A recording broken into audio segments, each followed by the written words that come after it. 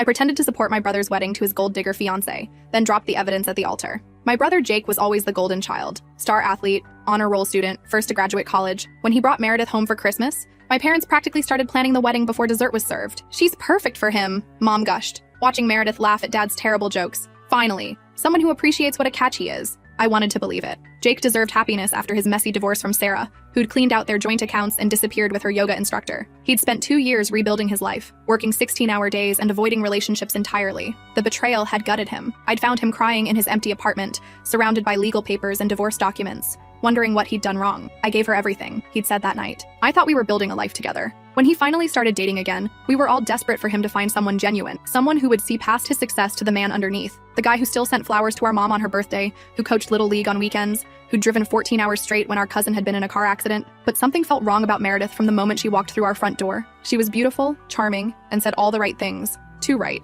Like she'd rehearsed every conversation. When Jake left the room to grab drinks or use the bathroom, her smile would drop for just a second before snapping back into place. She'd study family photos on our mantle with an intensity that made my skin crawl, asking detailed questions about every face, every vacation, every milestone. "Who's this distinguished gentleman?" she'd ask, pointing to our grandfather's portrait. "He looks so successful. What kind of business was he in?" "Real estate development," Mom would answer proudly. "He built half the shopping centers in town." I'd watch Meredith's eyes light up as she filed away another piece of financial information. The red flags started small but multiplied quickly. Meredith always had an excuse when the check came at restaurants. "Oops, forgot my wallet again." She'd order the most expensive item on the menu, lobster, aged steaks, premium cocktails, then claim she wasn't that hungry halfway through. Jake would laugh it off and pay for everything, plus leave a generous tip to compensate for her barely touched meals. "She's just forgetful," he'd say, when I mentioned her convenient amnesia. "And she's been stressed about work lately. You know how demanding marketing can be." Her job was another mystery that grew more confusing the more I paid attention. She claimed to work in marketing for a tech startup called Digital Dynamics, but her schedule was completely random. Sometimes she'd be in urgent client meetings at 11 p.m. on a Sunday.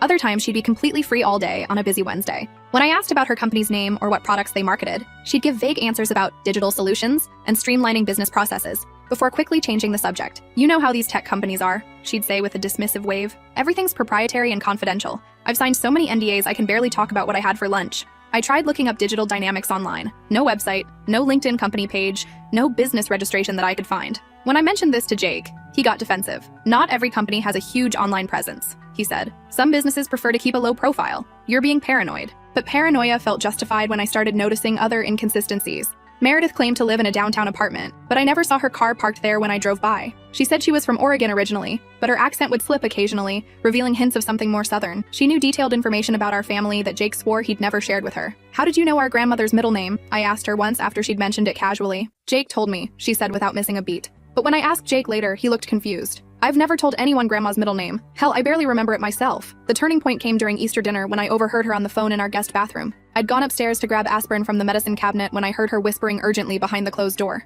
"The wedding has to be before his grandmother dies," she hissed into the phone. "That inheritance won't transfer if we're not married. The lawyers were very clear about the marriage clause in the will. Just keep playing sick until then, and we'll split everything 60-40 like we discussed." My blood ran cold. Jake's grandmother had been battling pancreatic cancer for months, growing weaker with each chemotherapy session. The family business, a successful chain of hardware stores built over 3 generations, and the family property were set to pass to Jake when she died, but only if he was married. An old-fashioned clause from the 1940s that everyone had forgotten about except the estate lawyers who'd mentioned it during a recent will review. Except Meredith somehow knew about it. I pressed my ear to the door, my heart hammering as she continued. "I don't care what you have to do. Delay the diagnosis, lose the paperwork, give her the wrong medications, whatever keeps her alive until I get that ring on my finger. We need 6 more weeks minimum. Once we're married and the old lady croaks, I'll divorce him and we'll be set for life. The business alone is worth $2 million plus the property portfolio." The voice on the other end was muffled, but I heard enough to know this was planned. Orchestrated. My brother was being systematically destroyed by someone he trusted completely, and our grandmother was apparently being kept sick to serve Meredith's timeline. "Make sure the next round of chemo is especially harsh," she continued. "I need her weak enough that nobody questions it when she finally dies,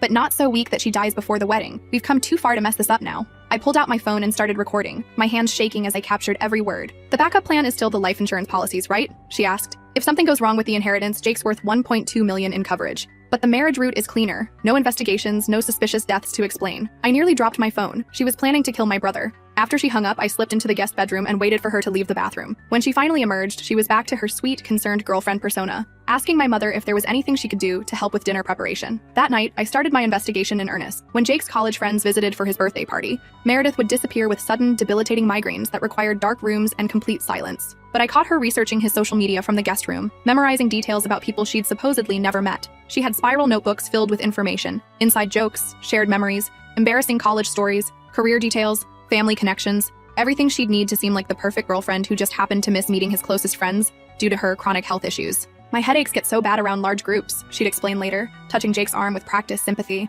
All that noise and energy just overwhelms my system. I'm so sorry I couldn't meet everyone properly. Jake would feel guilty for having friends over, for planning social events, for living his life in a way that caused his girlfriend pain. I found credit reports in her purse when she asked me to grab her lip balm from her bag. Not just Jake's, his whole family's, including mine and our parents'. She'd been running comprehensive background checks on all of us, mapping our financial situations like a military strategist planning an invasion. The reports were thorough, showing bank account numbers, credit scores, investment portfolios, property values, even our employment histories and salary ranges. The papers were dated 3 months before she and Jake had supposedly met by chance at a coffee shop near his office. She'd been hunting him specifically. The worst discovery came when I borrowed her laptop to print wedding invitations, claiming my printer was broken. Her browser history was a masterclass in manipulation and criminal planning. How to rush a wedding timeline, inheritance laws by state, making men propose faster, signs your boyfriend's family is wealthy, how to access spouses' accounts after marriage, digitalis poisoning symptoms, making heart attacks look natural, life insurance payout timelines. But the most chilling search was recent. How to trigger heart attacks in elderly cancer patients without detection. I screenshot everything, my hands shaking as I documented months of calculated deception and what appeared to be murder planning. For weeks, I gathered evidence like I was building a federal case.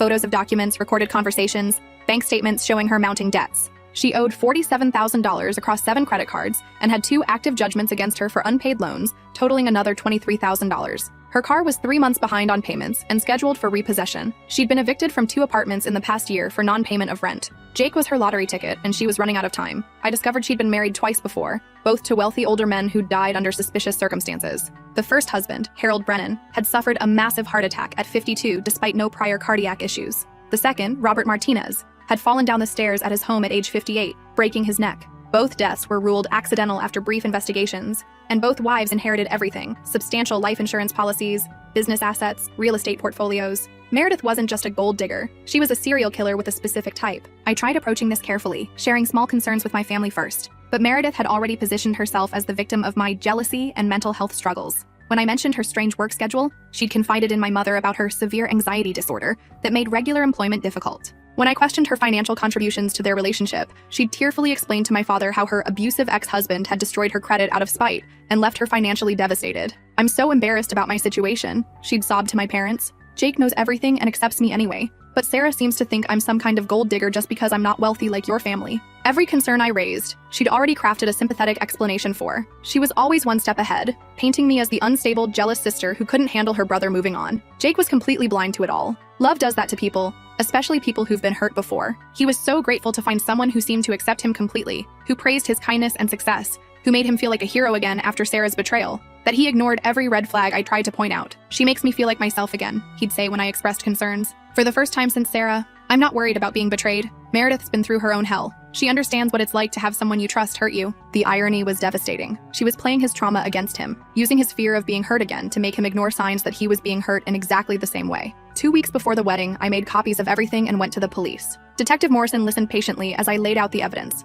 the recordings, the financial documents, the browser history, the pattern of dead husbands. But his expression grew increasingly skeptical as I spoke. "Ma'am, being in debt isn't a crime," he said finally. "Even researching inheritance laws isn't illegal if she's planning to marry into the family." As for the previous husbands, both cases were thoroughly investigated at the time. Without concrete evidence of a current crime, this sounds like a family dispute. "She's planning to kill my brother," I insisted, "and possibly my grandmother." "The phone conversation I recorded could be interpreted multiple ways," he interrupted. "Defense attorneys are very good at creating reasonable doubt. Keep playing sick could mean a lot of things that aren't criminal." He was right, legally, but I knew what I knew. "What if she actually hurt someone?" I asked. "Then we'll investigate," he said. "But we can't arrest people for crimes they might commit based on internet searches and suspicious timing." The night before the wedding, I tried one last desperate attempt to reach my brother. "Jake, we need to talk about Meredith. Please, just listen to me for 5 minutes before you say anything." He cut me off before I could even begin, his face flushed with anger and exhaustion from wedding stress. "I'm not listening to this jealousy anymore," he said. "You've been trying to sabotage us since day one. Every time I'm happy, you find something wrong with it.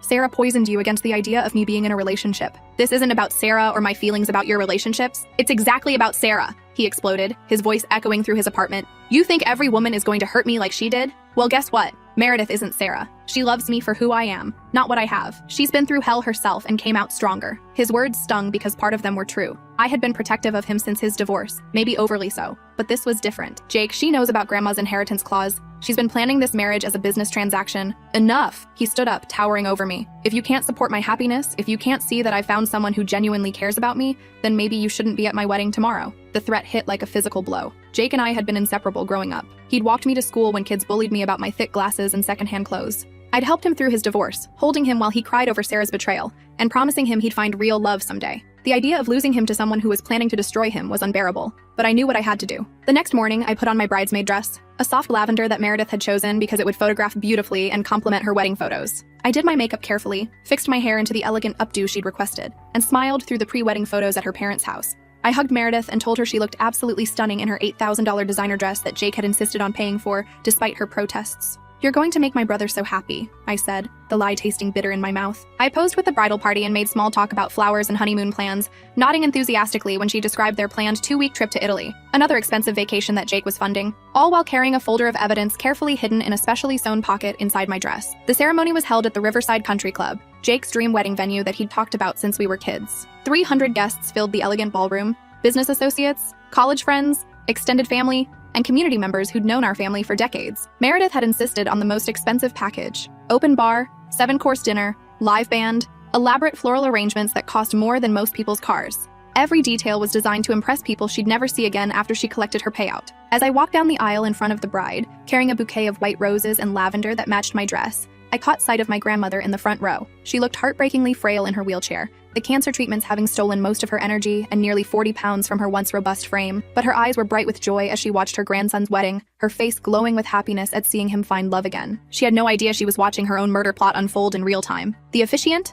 Pastor Williams, who'd known our family for 20 years, began the ceremony with a reading from Corinthians about love being patient and kind. Jake stood at the altar looking happier than I'd seen him in years, his face glowing with genuine joy as Meredith approached in her flowing white gown. She looked like something from a fairy tale, which I suppose was exactly the point. Dearly beloved, we are gathered here today to celebrate the union of Jacob Michael Sterling and Meredith Ann Collins in holy matrimony, Pastor Williams began, his warm voice carrying easily through the flower-filled ballroom. My heart pounded as he continued through the traditional ceremony. This was really happening. In minutes, my brother would be legally bound to someone who was planning to kill him for money, someone who might have already murdered 2 other men. Marriage is not to be entered into lightly, but reverently, deliberately, and in accordance with the purposes for which it was instituted by God. It signifies the mystical union between Christ and his church, and it is therefore not to be undertaken carelessly or selfishly, but thoughtfully and in the love of God. I thought about all the evidence hidden in my dress. The credit reports showing her massive debts, the browser history documenting searches for murder methods, the recorded phone conversation about keeping our grandmother sick, the pattern of dead husbands who'd all died unexpectedly after marrying her.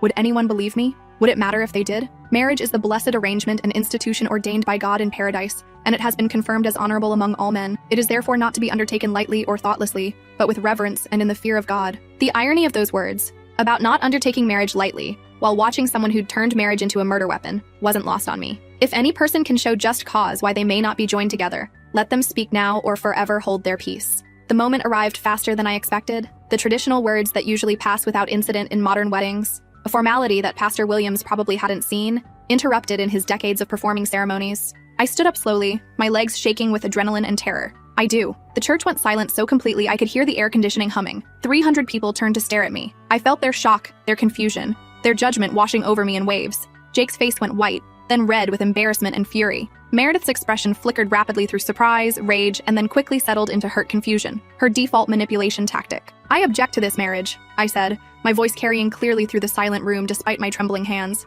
Jake stepped forward from the altar, his face a mask of humiliation and anger. Sarah, sit down, now. This is completely inappropriate. I can't do that, I said, reaching for the folder hidden in my dress. Everyone needs to see this. Everyone needs to know what's really happening here. Meredith's eyes locked onto the folder like a predator spotting prey, and for just a second, her carefully constructed mask slipped completely. I saw pure, murderous hatred flash across her face before she composed herself and shifted into victim mode. I'm so sorry, everyone, she said to the crowd, her voice shaking with practiced emotion and tears starting to form in her eyes. Jake's sister has been struggling with some serious personal issues lately. She's been against our relationship from the very beginning, and we've tried to be understanding and supportive. Murmurs of sympathy rippled through the guests. Several people nodded knowingly, their faces showing pity for what they assumed was a family dealing with mental health struggles. It was easier to believe that explanation than the truth. Sarah has been in therapy, Jake added, trying to salvage the situation and minimize the embarrassment. She's having trouble accepting that I've moved on from my divorce and found happiness again. I walked toward the altar, opening the folder and pulling out the first document.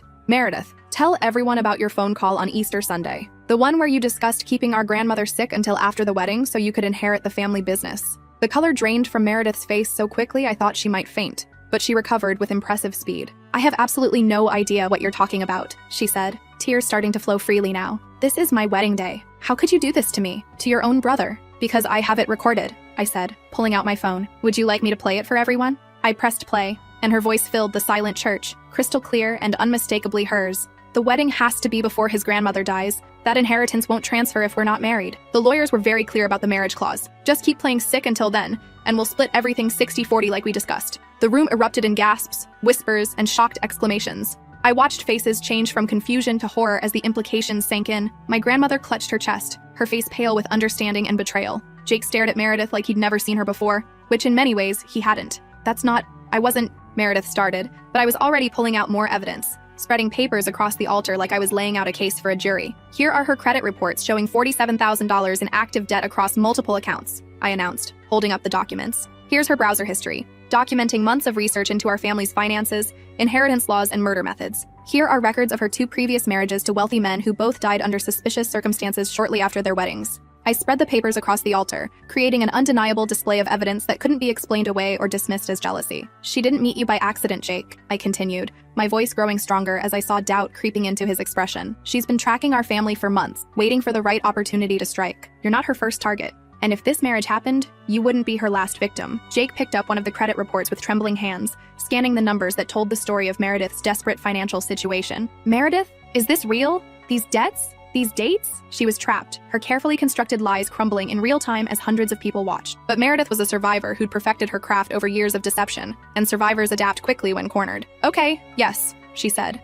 dropping the innocent act entirely, and speaking in a voice I'd never heard from her before. Cold, calculating, completely different from the sweet girlfriend persona. I researched your family before we started dating, but that's just being smart in today's world. Everyone does background checks on people they're going to commit to. It doesn't mean I don't love him. You told us you'd never been married before, Jake said quietly, his voice hollow with betrayal. I said my previous relationships didn't work out, she replied with a shrug. That's technically true. Death is the ultimate relationship failure. 2 husbands died, Meredith, both mysteriously, both wealthy, both shortly after marrying you. She actually laughed, a sound completely unlike any laugh she'd ever made around our family. It was harsh, bitter, and utterly without warmth. Mysteriously? She mocked. Harold had a heart attack because he was 300 pounds and lived on nothing but bacon and whiskey. Robert fell downstairs because he was drunk 20 hours a day and could barely walk straight. If that's mysterious, then every widow in America should be under investigation. The cold calculation in her voice, the casual way she dismissed the deaths of men she'd supposedly loved, was terrifying. This was who she really was underneath the sweet, vulnerable act. A predator who viewed human lives as business opportunities.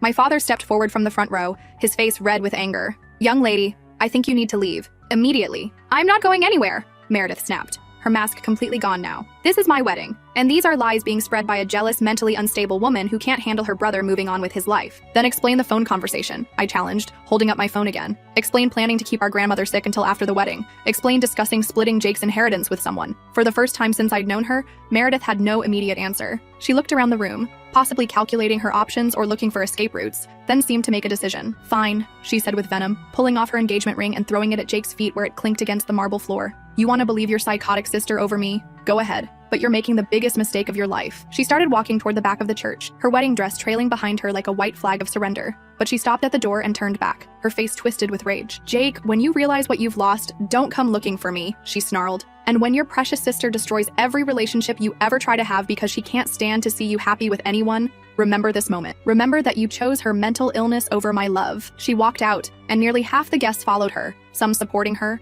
others just eager to witness more drama in the parking lot, or simply wanting to escape the uncomfortable situation. Jake stood among the scattered papers, still holding her credit report, surrounded by the ruins of what was supposed to be the happiest day of his life. His dream wedding had become a public nightmare in front of everyone he knew and respected. Jake, I said softly, approaching him carefully like he might bolt. I'm so sorry it happened this way, but don't. He held up his hand, his voice hollow. Just Don't say anything right now. I can't. I need a minute to process this. Pastor Williams, clearly shaken by the most dramatic ceremony of his career, cleared his throat. Perhaps we should move this conversation to somewhere more private. My parents, Jake, and I ended up in the country club's manager's office while the remaining guests were directed to the reception hall for drinks and whatever explanation the staff could provide. Jake sat in a leather chair, still in his tuxedo, staring at the evidence spread across the mahogany desk like pieces of a puzzle he couldn't quite solve. How long have you known? He asked finally, his voice barely above a whisper. I started suspecting things at Easter when I overheard that phone call, but I've been actively gathering evidence for about 6 weeks. 6 weeks. He nodded slowly, like he was trying to make sense of a timeline that didn't match his reality.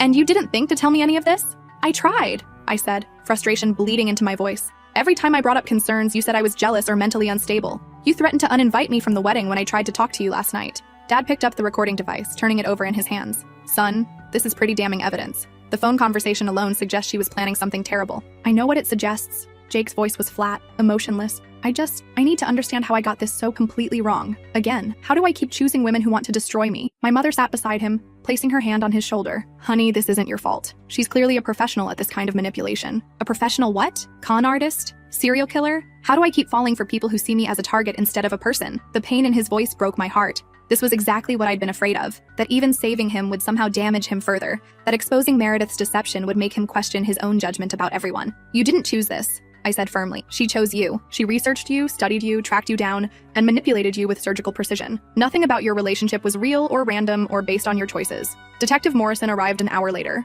I'd called him before the ceremony, asking him to be on standby in case my objection actually worked and we needed law enforcement. He interviewed all of us, reviewed the evidence with the serious attention it deserved, and made several phone calls to colleagues in other states. The deaths of her previous husbands are being reopened as active investigations, he told us after finishing his calls. And we're looking at multiple fraud charges related to the false identity documents she used to research your family's finances and the identity theft involved in obtaining your credit reports. False identity? Jake looked up with confusion. Meredith Ann Collins isn't her real name, Detective Morrison explained. She's actually Michelle Carter, and she has an extensive record of small-time cons going back 15 years. Marriage fraud, credit card scams, insurance claims, identity theft. She's been building up to bigger targets as her skills improved. Jake was quiet for a long time after Detective Morrison left to coordinate with other agencies. Finally, he looked directly at me. I owe you the biggest apology of my life, he said. Not just for today, but for weeks of dismissing your concerns and calling you crazy. You don't owe me anything, I replied. You're my brother. Protecting you is my job. Even when I'm being a complete idiot who won't listen to reason, especially then. We spent the rest of the evening in the hotel bar, still in our wedding attire,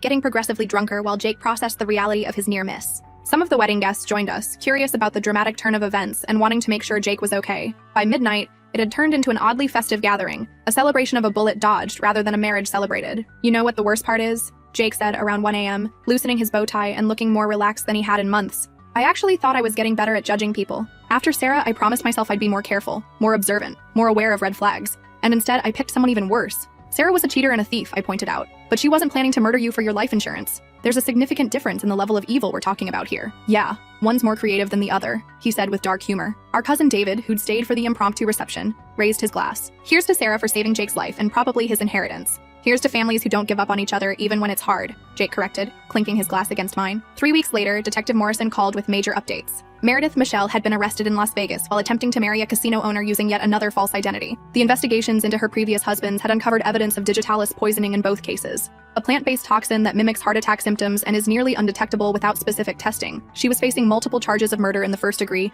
fraud, conspiracy, and identity theft across 4 states. Jake had his locks changed and hired a private security company after receiving several threatening phone calls from an unknown number that we all assumed was Meredith calling from jail. He also started therapy with a specialist in trauma and manipulation to work through what he called his broken picker when it came to relationships. I need to understand why I'm attracted to people who want to hurt me, he told me after his first session. There has to be something I'm missing, some pattern I'm not seeing. 6 months later, our grandmother passed away peacefully in her sleep, surrounded by family who loved her. Jake inherited the family business as intended, but more importantly, he was alive to receive it and honor her memory. At her funeral, he squeezed my hand during the service. She would have been heartbroken to know what almost happened, he whispered. She would have been proud that family protected family, I whispered back. A year later, Jake started dating Emma, a 3rd-grade teacher from the elementary school near his house. She was kind, genuine, financially independent, and had her own career and life goals. More importantly, when Jake told her about what had happened with Meredith, she was horrified rather than impressed, which seemed like an excellent sign for his recovery. I'm going to need you to investigate her too, Jake joked when he first brought Emma to Sunday dinner. Already did a preliminary background check, I replied with a grin. Clean credit history, stable employment for 6 years, no mysterious dead husbands, and she insisted on paying for her own coffee on your first date. You're good to go. You actually ran a background check? Emma asked, laughing. After what happened, I'm running background checks on everyone who comes within 10 feet of my family, I said. It's nothing personal. It's completely personal, Emma replied. And I respect that. Family should protect family. As for me, I learned that sometimes protecting the people you love means risking their anger, resentment, and even their relationship with you. I learned that family loyalty isn't just about supporting each other's choices. Sometimes it's about refusing to support them when those choices are dangerous, even if that refusal causes pain in the short term. And I learned that standing up in front of 300 people and destroying a wedding is simultaneously the most terrifying and most necessary thing I've ever done in my life. Jake and Emma got engaged this past Christmas. They're planning a small ceremony next spring, just immediate family and close friends at our parents' house. Jake asked me to be his best man instead of a traditional bridesmaid. I need someone who'll speak up if anything seems wrong, he said when he asked. Always, I promised. That's what family is for. Meredith Michelle was convicted on 2 counts of murder in the first degree and multiple fraud charges across 4 states. She's serving life without the possibility of parole in a maximum security facility. Her appeals have all been denied. Sometimes I wonder what would have happened if I'd stayed silent that day, if I'd let the wedding proceed and hoped for the best, if I'd chosen to avoid conflict rather than cause a scene. But then I look at my brother, alive, happy, and building a healthy relationship with someone who genuinely loves him for who he is. And I know I made the right choice. Family protects family, even when it's messy and uncomfortable and humiliating, even when it means standing up at an altar and destroying everything in front of hundreds of people, even when it costs you temporary relationships and social standing. Because sometimes the most loving thing you can do is refuse to let someone you care about destroy themselves, even if they hate you for it in the moment.